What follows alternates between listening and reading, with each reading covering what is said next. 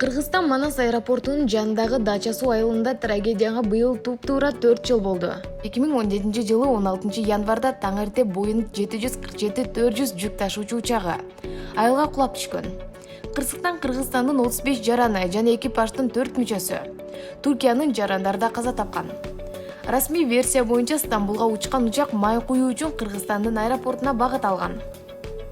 Иликтөөнүн жыйынтыгы көрсөткөндөй 17 метр бийиктеги Манас аэропортундагы конууга аракет кылганда экипаж визуалдык байланыш жоктугун билдирип, айланып өтүүнү чечкен.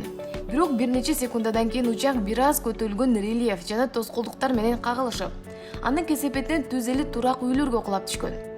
Расмий маалыматтар боюнча айылда 19 үй толугу менен талкаланып, 17 үй авариялык абалда деп табылган.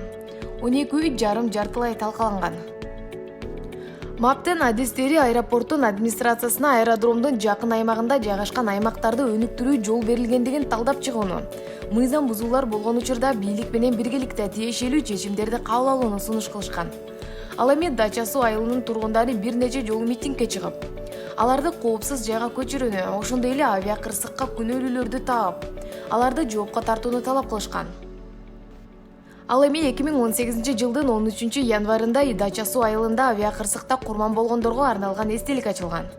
Ал эми 2019-жылдын январь айында Кыргыз Республикасынын башкы прокуратурасы Дача суудагы авиакырсык боюнча тергөө ишин улантышкан.